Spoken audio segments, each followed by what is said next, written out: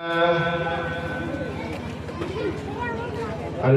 لله نحمده ونستعينه ونستغفره ونؤمن به ونتوكل عليه. ارے بعد میں باقی کے پہلے پروگرام ہونے دیجیے بھائی، پہلے تقریر سن لیں، حضرت کا بیان سن لیں، پہلے خاموشی کے ساتھ بیٹھ جائیں. تھوڑا سا ہی وقت لیں گے کیونکہ ٹائم ہم کو بہت کم ملا ہے، تو لوگ بھی نہیں ہیں لیکن الحمد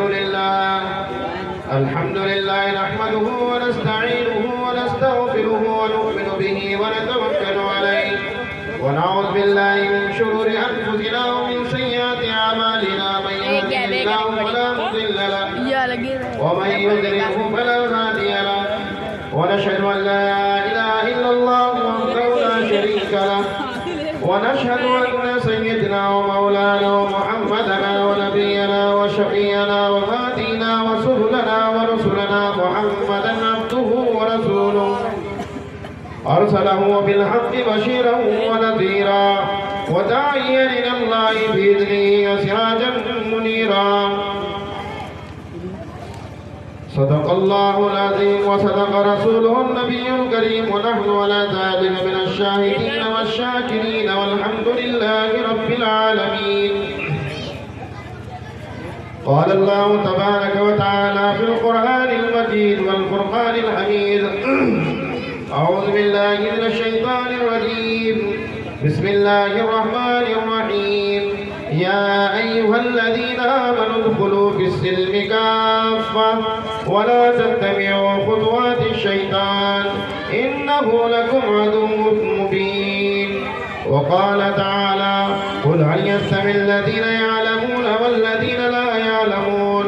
وقال النبي صلى الله عليه وسلم: إن الله لا ينظر إلى أجسامكم ولا إلى صوركم ولكن ينظر إلى قلوبكم أو كما قال عليه الصلاة والسلام.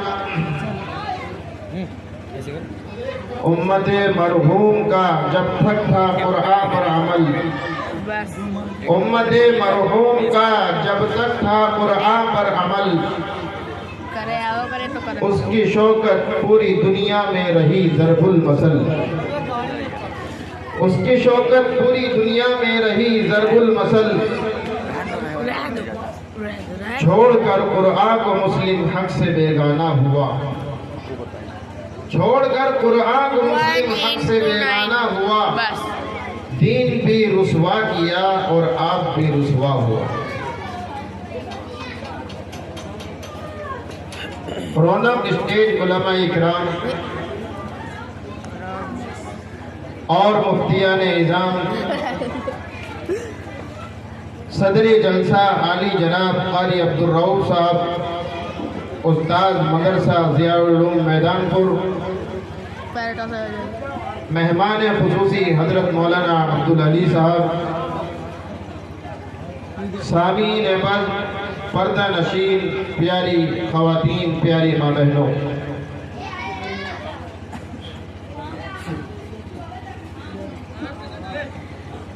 آج ہم اور آپ اس پررونق محفل کے اندر جمع ہوئے ہیں جس کا عنوان ہے اصلاح معاشرہ و مہم تعلیم بیداری. میرے عزیزوں، پیاروں اور میری پیاری ماں بہنوں، یہ عنوان اتنا پیارا ہے کہ جس کا تعلق ایک دوسرے سے ہے. وہ معاشرہ خوبصورت ہوتا ہے جس معاشرے کے اندر ادب ہو، جس معاشرے کے اندر تہذیب ہو، جس معاشرے کے اندر بڑوں کا ادب، چھوٹوں پر شفقت ہو، جس معاشرے کے اندر سے بگاڑ ختم ہو جائے، جس معاشرے کے اندر سے شراب نوشی ختم ہو جائے، جس معاشرے کے اندر سے جوا بازی ختم ہو جائے. فرمایا وہ معاشرہ، پھر ایسا معاشرہ، ایسی سوسائٹی، ایسا سماج بن جاتا ہے جیسے جنت کا باغ. اور یہ معاشرہ کیسے بنتا ہے؟ اس کا تعلق ہوتا ہے علم سے، تعلیم سے. جس کی بنیاد پر اس پروگرام کو سجایا گیا۔ شاعر کا شعر ہے، اس نے کیا خوب کہا ہے کہ ادب ہی ادب سے انسان ہے، ادب جو نہ سیکھے وہ حیوان ہے۔ تعلیم ہی ہے جو انسانوں کو ادب بتاتی ہے، تعلیم ہی وہ چیز ہے جو لوگوں کو اچھا سماج بنانے کا سبب دیتی ہے اور راہ دکھاتی ہے۔ تو میرے عزیزو، اصل معاشرے کا مطلب کیا ہوتا ہے؟ معاشرہ اسے کہتے ہیں جس کے اندر سے سارا بگاڑ ختم ہو جائے، اسی کا نام ہے اصلاح معاشرہ۔ اور آپ کا اور ہمارے آنے کا سب سے اصل مقصد، پہلا مقصد یہی ہے کہ ہماری زندگیوں کے اندر تبدیلی کیسے پیدا ہو۔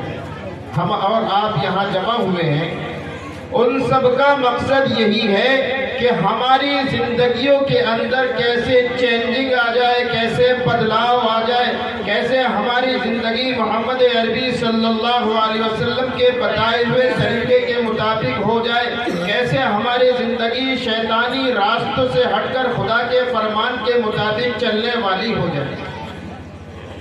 اور اسی مقصد کے لیے ہم لوگ یہاں آئے ہیں اور بیٹھے ہیں، کیونکہ قرآن کا فرمان ہے، اللہ تعالیٰ نے فرما دیا ان اللہ لا یغیر ما بقوم حتی یغیر ما بانفسہم، کہ اللہ تعالیٰ اس قوم کی حالت کو نہیں بدلتے جس کو نہ ہو خود خیال اپنی حالت کے بدلنے۔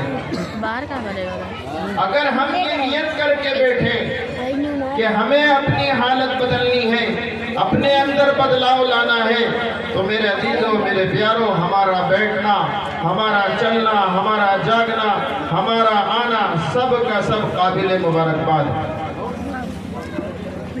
اس کے بعد میں مبارکباد پیش کرتا ہوں مولانا توقیر صاحب سیتا پوری، امام و خطیب مسجد علی نگر کو، اور ان کی کمیٹی کو، اور ان کے ساتھ جتنے لوگ ہیں تعاون کرنے والے، جنہوں نے جان سے تعاون کیا یا مال سے تعاون کیا، ہم سبھی کو جو ہے مبارکباد پیش کرتے ہیں کہ اتنا خوبصورت پروگرام سجایا، اور دعا کرتے ہیں کہ اللہ تعالیٰ بار بار ایسے پروگرام کرنے کی ہم سب کو توفیق عطا فرمائے۔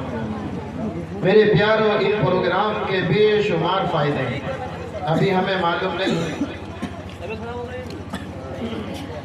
ان پروگرام کے اتنے فائدے ہیں کہ ان پروگراموں کے اندر ہمیں علماء اکرام کی زبان سے دین سننے کو ملتا ہے، مسائل جاننے کو ملتے ہیں، اور اتنا ہی نہیں بلکہ معصوم پیارے پیارے چھوٹے چھوٹے بچوں کی زبانوں سے کلام الہی سننے کو ملتا ہے۔ اور یہ فرمایا کہ سب سے بڑا فائدہ یہ ہے کہ اس مجلس کو شروع سے لے کے آخر تک اللہ تعالیٰ کی رحمت ہی ڈھانپے رہتے ہیں، بمقابلے ان مجلسوں کے جن کے اندر شراب کاری کی جائے، جن کے اندر ناچ گانے کیے جائیں، جن کے اندر غلط کاریاں کی جائیں۔ فرمایا ان کے اندر شروع سے لے کے آخر تک ان مجلسوں پر اللہ کا غضب نازل ہوتا ہے۔ اور یہ مجلس جو ہمیں ملی ہے میرے عزیزوں، بھائیوں، دوستوں، یہ صرف دین کی بنیاد پہ ملی ہے، یہ ایمان کی بنیاد پہ ملی ہے، یہ دین کی نعمت کی بنیاد پہ ملی ہے، یہ دین کی برکت کی بنیاد پہ ملی ہے۔ فرمایا اللہ تعالیٰ نے دین کی بنیاد پر ہم کو 5 نمازوں کے اندر جوڑا، کیونکہ رب ہم سے 70 ماؤں سے زیادہ پیار کرتا ہے۔ اللہ نے 5 نمازوں کے بعد ہم سب کو جمعے کے اندر جوڑا، اور اس کے اندر پورے کے پورے محلے کے لوگوں کو اللہ تعالیٰ نے مسجد میں جوڑ کر بتایا کہ تم آپس میں بھائی بھائی ہو۔ کیا؟ تم آپس میں بھائی بھائی ہو۔ پھر اتنا ہی نہیں، ایمان کی بنیاد پر، ایمان کی نعمت کی بنیاد پر، ایمان کی برکت کی بنیاد پر اللہ تبارک و تعالیٰ نے پوری کی پوری انسانیت کو سال میں ایک بار عید کے موقع پر جوڑا۔ بھائی بات توجہ سے سنیں، بیٹھ جائیں اپنی جگہ انشاءاللہ۔ تو ہم یہ فرما رہے تھے اللہ تعالیٰ نے انسانوں کو سال میں ایک بار جوڑا، اور اتنا ہی نہیں بلکہ اپنے بندوں سے اور پیار آیا۔ تو اللہ تعالیٰ نے حج کے موسم میں عرب کے لوگوں کو بھی جوڑا، سوڈان کے لوگوں کو بھی جوڑا، آسٹریلیا کے لوگوں کو بھی جوڑا، ہندوستان کے لوگوں کو بھی جوڑا، پاکستان کے لوگوں کو بھی جوڑا، یہاں تک کہ پوری کی پوری دنیا کے لوگوں کو اللہ تعالیٰ نے آپس میں حج کے موسم میں ملا دیا۔ یہ کائے سے ملے؟ ایمان کی نعمت، ایمان کی برکت کی بنیاد پر ملاقات ہوئی۔ اگر ایمان کی دولت نہ ہوتی تو نہ جانے ہم کہاں بھٹک رہے ہوتے۔ تو میرے عزیز و بزرگوں، دوستو، یہ ایمان کی دولت ہے، یہ ایمان کی نعمت ہے، اور میں آپ کو بتاتا چلوں کہ اللہ نے ہم کو یہ موقع عطا فرمایا ہے۔ ہم دعا گو ہے اللہ تعالیٰ بار بار ایسی مجلس ہم سب کو عطا فرمائے، اور یہ بات ہم کہتے چلیں اور بتاتے چلیں کہ بات کو ہم توجہ کے ساتھ سنیں۔ اگر بات توجہ کے ساتھ سنیں گے تو ہمارے لیے فائدہ ہوگا، ورنہ وہ واقعہ جو ہم ہمیشہ سنایا کرتے ہیں، حال پھر وہی ہوگا کہ ایک بڑے میاں پروگرام کے اندر بیٹھے تھے، عالم صاحب بیان کر رہے تھے۔ اب بیان کرتے کرتے عالم صاحب تقریر کرتے کرتے کہنے لگے معاشرے کی بات پر کہ بھائی لپسٹک لگانا حرام ہے۔ اب ایک بڑے میاں پروگرام کے اندر سو رہے تھے، انہیں جھپکیاں بھی آ رہی تھی۔ وہ سمجھنے لگے سفیدہ کے پیڑ کا دوسرا نام لپٹس ہوتا ہے۔ وہ سمجھنے لگے کہ امام صاحب نے، مولانا صاحب نے آج تو لپٹس بھی حرام کر دیا۔ اب صبح صبح گئے، بھاگے بھاگے گئے، ان کا لپٹس کے پیڑ کا ایک باغ تھا۔ اب انہوں نے کلہاڑی اٹھائی اور جا کے سارے پودے، سارے پیڑ کاٹنا شروع کر دیا۔ کسی نے ان کی بڑھیا سے آگے بتایا کہ آپ کے بڑے میاں نے تو سارا باغ ہی صاف کر دیا۔ وہ بھاگی گئی اور کہنے لگی، ارے بڑے میاں تمہارا دماغ کھسک گیا کیا؟ تم نے تو سارے کے سارے پیڑ ہی کاٹ دیے۔ تو بڑے میاں کہنے لگے بڑھیا سے، جا چلی جا، تجھے بھی کاٹ دوں گا، تجھے پتہ نہیں لپٹس لگانا حرام ہے؟ کیا کہا کہ لپٹس لگانا حرام ہے؟ تو بڑھیا کہنے لگی، ارے کون سے مولانا صاحب نے بتا دیا آپ کو لپٹس لگانا حرام ہے، چلو میرے ساتھ چلو۔ عالم صاحب کے پاس پہنچے کہ حضرت کون سی بات ایسی بتا دی آپ نے ہمارے بڑے میاں سے کہ انہوں نے تو سارے ہی پودے کاٹ ڈالے؟ تو عالم صاحب بولے، بھائی میں نے تو لپسٹک لگانے کے لیے بولا تھا کہ لپسٹک حرام ہے۔ تو پوچھنے لگے، چچا ایسا تو نہیں کہ جلسے میں سو تو نہیں رہے تھے؟ کہ نہیں، جھپکی تو آ رہی تھی تھوڑی تھوڑی۔ کیا کہ جھپکی تو تھوڑی تھوڑی آ رہی تھی؟ کہنے تھوڑی جھپکی نے آپ کے پورے لپٹس کٹوا دی۔ تو وہ حال نہیں ہونا چاہیے۔ کیا فرمایا؟ وہ حال نہ ہو، بلکہ بات کو ہم توجہ کے ساتھ سنیں۔ فرمایا نیک نیتی کے ساتھ سنیں گے تو انشاءاللہ کامیابی بھی ملے گی، ہمارے بیٹھنے کا فائدہ بھی ہوگا۔ ہم بات اب یہاں سے شروع کرتے ہیں نبی علیہ السلام کی ذات سے، جو بابرکت ذات ہے۔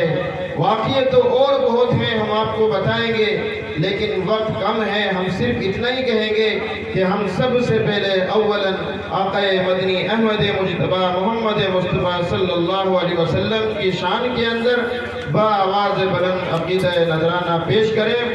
اللہم صلی علی محمد وعلی آل محمد کما صلیت علی ابراہیم وعلی آل ابراہیم انک حمید مجید۔ اب شروع کرتے ہیں ہم ذات نبی صلی اللہ علیہ وسلم سے کہ آپ کیسے تھے، آپ نے کیسا سماج پیدا کیا، آپ نے لوگوں کے ساتھ کیا کیا۔ شاعر خود یوں کہتا ہے، احمد مرسل فخر دو عالم صلی اللہ علیہ وسلم، احمد مرسل فخر دو عالم صلی اللہ علیہ وسلم، راہ میں کانٹے جس نے بچھائے، گالی دی پتھر برسائے، راہ میں کانٹے جس نے بچھائے، گالی دی پتھر برسائے، ان پہ چھڑکی پیار کی شبنم صلی اللہ علیہ وسلم، ان پہ چھڑکی پیار کی شبنم صلی اللہ علیہ وسلم۔ ہم ہمارے آقا مدنی صلی اللہ علیہ وسلم کو خداوند قدوس نے جنتی 40 نوجوانوں کی برابر طاقت نصیب فرمائی تھی. کتنی؟ جنت کے 40 نوجوانوں کی برابر آقا مدنی صلی اللہ علیہ وسلم کو طاقت نصیب اللہ نے دی. ایسی طاقت تھی کہ دنیا کے 100 نوجوان جو باڈی بلڈر ہو، طاقتور ہو، جن کا نام ہو دنیا کے اندر، فرمایا ایسے 100 نوجوان دنیا کے جنت کے ایک جوان کو پہنچا کرتے ہیں. آقا مدنی صلی اللہ علیہ وسلم کو ایسے جنتی 40 نوجوانوں کی طاقت نصیب فرمائی، لیکن آپ صلی اللہ علیہ وسلم نے کبھی ظالم سے ظلم کا بدلہ نہ لیا.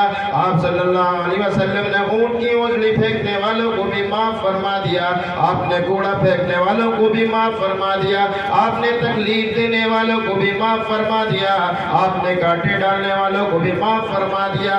ایک وقت تو آیا کہ فتح مکہ کا موقع تھا، آپ نے اعلان کر دیا، وہ مکہ والوں، ستانے والوں، تکلیف دینے والوں، آ جاؤ، گھر سے باہر آ جاؤ. تم نے ہمارے ساتھ جفا کیے، ہم تمہارے ساتھ وفا کریں گے. آ جاؤ، آج تم سب کے سب بخشے بخشائے ہو.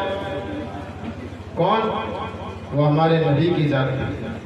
کیا فرمایا؟ تم کے سب بخشے بخشائے ہو. لیکن آج ہمارا حال یہ ہے کہ آج ہمارے نوجوان لوگ، نوجوان لڑکے جو تھوڑی سی جم کر لیتے ہیں، تھوڑی سی طاقت آ جاتی ہے، ان کا حال ایسا ہوتا ہے کہ جان بوجھ کر ایک دوسرے سے ہاتھ لڑا کر چلتے ہیں، جان بوجھ کر یتیموں کو، غریبوں کو ستاتے ہیں، جان بوجھ کر لوگوں کو تکلیف دیتے ہیں اور سوچتے ہیں کہ ہم سے تھوڑا سا پنگا لے تو اس کو ہم سبق سکھائیں.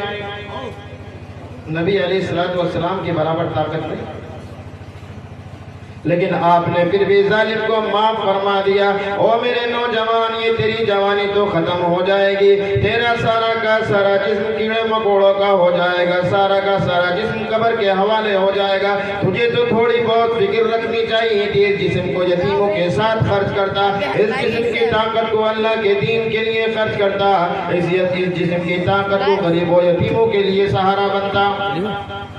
اس لیے کہ اللہ تعالیٰ نے ایسی طاقت نصیب فرمائی. لیکن آج حال الٹا ہے. تو فرمایا اگر تم یتیموں غریبوں کے ساتھ اچھا سلوک کرو گے، یتیموں بیواؤں کے ساتھ اچھا سلوک کرو گے، اور اگر تم نے سب کے ساتھ برا سلوک نہ کیا تو اللہ تعالیٰ تم پر دنیا کے اندر بھی مہربان ہو جائے گا، قیامت کے روز بھی تم پر مہربان ہوگا. جیسے کہ شاعر نے کچھ یوں کہا ہے. کیا کہا؟ کرو مہربانی تم اہل زمین پر، کرو مہربانی تم اہل زمین پر، خدا مہربان ہوگا عرش بری پر. اگر مہربانی زمین والوں پر کرو گے، پڑوسیوں کے ساتھ حسن سلوک کرو گے، بھائیوں کے ساتھ حسن سلوک کرو گے، ماں باپ کے ساتھ حسن سلوک کرو گے، ماں باپ کے ساتھ محبت سے پیش آؤ گے، تو فرمایا اللہ تعالیٰ تم پر مہربان ہو جائے. آقا مدنی صلی اللہ علیہ وسلم کے صحابہ نبی کی بات مان گئے، نبی سے اتنی محبت کرتے تھے، نبی نے ان کو ایسی تعلیم دی تھی، نبی نے ان کو ایسا سبق سکھایا تھا، نبی نے ان کے ساتھ ایسا سلوک کیا تھا کہ وہ ایسے بن گئے، ایسے بن گئے کہ غریبوں کا سہارا بن گئے، یتیموں کا سہارا بن گئے. نبی سے اتنی محبت فرماتے تھے، کبھی بھی یہ نہیں سوچتے تھے کہ نبی ہمارے سامنے سے الگ ہو جائیں. سوتے جاگتے نبی کو یاد کرتے، نبی کے سامنے بیٹھنا پسند کرتے، ہر وقت ان کی آنکھوں کے اندر نبی ہوتے، اس وجہ سے کہ نبی نے انہیں دین کی تعلیم دی تھی، نبی نے انہیں سیدھا راستہ بتایا تھا. اور یہ فرما دیا، وہ تو نبی سے اتنا پیار کرتے تھے، نبی سے اتنی محبت فرمایا کرتے تھے. شاعر نے کچھ یوں کہا ہے کہ ہر طرف ہر جگہ تو ہی تو، یعنی صحابہ نبی سے اتنا پیار کرتے کہ ہر طرف ہر جگہ آپ ہمارے ساتھ رہیں. کیوں؟ ان کے پاس تعلیم تھی، ان کے پاس علم تھا، ان کے پاس اخلاق تھا. کیا فرماتے تھے کہ ہر طرف ہر جگہ تو ہی تو، ہر کسی کو تیری جستجو، کربلا ہو کہ بدر و احد، چاہے جنگ کا میدان ہو، چاہے ویسا میدان ہو، ہر وقت نبی کے لیے تیار، ہر وقت نبی کے لیے مر مٹنے کے لیے تیار. صحابہ فرماتے کہ ہر طرف ہر جگہ تو ہی تو، ہر کسی کو تیری جستجو، کربلا ہو کہ بدر و احد، ان صحابہ کا کیا پوچھنا، کربلا ہو کہ بدر و احد، ان صحابہ کا کیا پوچھنا، سر ہتھیلی پہ لے کر چلے جب بھی ایمان مانگا لہو، یعنی ہر وقت دین کے لیے تیار ہے، جب بھی ایمان کو ضرورت پڑی کسی چیز کی، ہر وقت نبی، صحابہ، صحابیات، ہر وقت ہر ایک تیار رہا۔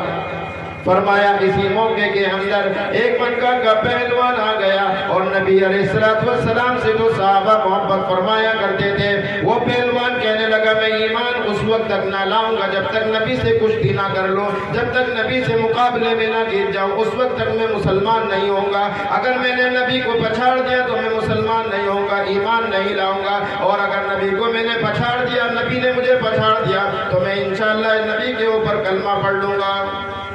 اور وہ پہلوان کیسا پہلوان؟ وہ پہلوان ایسا پہلوان تھا کہ مکہ کا سب سے بڑا طاقتور پہلوان تھا۔ فرمایا رکانہ نامی یہودی پہلوان تھا، اور ایسا پہلوان تھا کہ اونٹ کی چمڑی، تازی چمڑی نکال لی جاتی، اونٹ کا تازہ چمڑا نکال کر پہلوان چار کونے پر چار پہلوان لگا دیے جاتے، اور رکانہ نامی یہودی پہلوان کو اونٹ کی چمڑی میں بیچ میں بٹھا دیا جاتا، اور چاروں پہلوان سے کہا جاتا کہ اونٹ کی چمڑی کو اٹھاؤ۔ فرمایا تاریخ کے اندر لکھا ہے کہ چاروں پہلوان اونٹ کی چمڑوں کو چارے کونوں کو پکڑ کر اٹھاتے، چاروں کے چاروں کونے ان کے ہاتھ میں آ جاتے، اور پہلوان ٹس سے مس نہ ہوتا۔ اتنا خطرناک پہلوان۔ وہ کہتا ہے کہ اگر نبی مجھ سے کشتی جیت گئے تو میں ایمان لے آؤں۔ اب صحابہ پریشان، کیوں؟ صحابہ محبت کرتے تھے اور وہ جانتے تھے کہ یہ مکہ کا جانا مانا پہلوان ہے، ایسا نہ ہو کہ ہمارے نبی کی شان میں گستاخی ہو جائے۔ اللہ کے رسول اللہ نبی علیہ السلام فرمانے لگے، او میرے پیارے صحابہ، او میرے پیارے ساتھیوں، پریشان نہ ہو، انشاءاللہ ہم ہی کامیاب ہوں گے، ایسی تکلیف بالکل نہ رہو۔ لیکن صحابہ پریشان تھے۔ اللہ کے رسول اللہ نبی علیہ السلام کے اسی بیچ میں بات ہو رہی تھی، ابو سفیان حاضر ہو گئے اور کہنے لگے، او نبی کے ماننے والوں، اور نبی سے محبت کرنے والوں، اور نبی کے دوست، تم جنگ کے لیے کیوں تیار ہو؟ تمہارے پاس تو ہتھیار بھی نہیں ہے، تمہارے پاس تو مال دولت بھی نہیں ہے، تمہارے پاس تو گھوڑے بھی کم ہیں، تمہارے پاس تو اونٹ بھی کم ہے، اور نبی کے ماننے والوں ہم سے مقابلہ نہ کرو، ورنہ حال تمہارا یہ ہوگا کہ تمہارے بیوی بچے ویران کر دیے جائیں گے، تمہارے گھروں کو اجاڑ دیا جائے گا، تمہاری بستیوں کو ختم کر دیا جائے گا، تمہارے بچوں کو غلام بنا لیا جائے گا۔ لیکن صحابہ کا کیا جملہ تھا؟ سارے کے سارے صحابہ ایک جملہ ہو کر کہنے لگے، او ابو سفیان اپنے کانوں کو کھول لے، او ابو سفیان اپنے کانے کے طریقے کو کھول لے اور اپنے کان کو صاف کر لے، او ابو سفیان ہماری طرف متوجہ ہو جا اور ہماری بات کو سمجھ لے، یہ یاد رکھنا اور ہر وقت یاد رکھنا کہ ہمارے لیے ہم تیار ہیں، نبی ہمارے بچے ویران ہو جائے ہمیں منظور ہے، ہمارا گھر ویران ہو جائے ہمیں منظور ہے، ہماری بیوی طلاق شدہ ہو جائے ہمیں منظور ہے، ہمارے بچے یتیم ہو جائے ہمیں منظور ہے، ہمارے گھر بار لوٹ لیے جائے ہمیں منظور ہے۔ لیکن ابو سفیان کیا کہا؟ لیکن ابو سفیان یہ بات یاد رکھنا، ہم تو صرف یہ چاہتے ہیں کہ نبی قیامت کے روز جنگ میدان کے اندر ہم شہید ہو جائیں، نبی کے نام پر ہماری گردنیں کٹ جائیں، بس ہم تو یہ چاہتے ہیں کہ نبی ہماری گردنوں کے اندر ٹھوکر مار کر یہ بات بول دے قیامت کے روز کہ یہ امتی میرا ہے۔ یہ تھے صحابہ۔ اور اتنا نہیں بلکہ صحابہ نے یہ کہا کہ ابو سفیان اتنا ہی نہیں بلکہ اگر ہماری لاکھوں جانیں ہوتی تو وہ جان بھی ہم قربان کر دیتے، جیسے شاعر نے خود یوں کہا ہے کہ جان دے کر بھی مل جائے ان کا کرم، کیا جان دے کے بھی مل جائے ان کا کرم۔ ابو سفیان سے کہا، دشمنان اسلام سے کہا کہ یہ بات سن لے، کان کھول کے سن لے کہ اتنا ہی نہیں کہ ہمارے بچے ویران کر دیے جائے، بلکہ ابو سفیان یہ بات سن لے کہ جان دے کر بھی مل جائے ان کا کرم، تو یہ سودا ہے سستا خدا کی قسم، چھوڑ سکتا ہوں خالد میں سارا جہاں،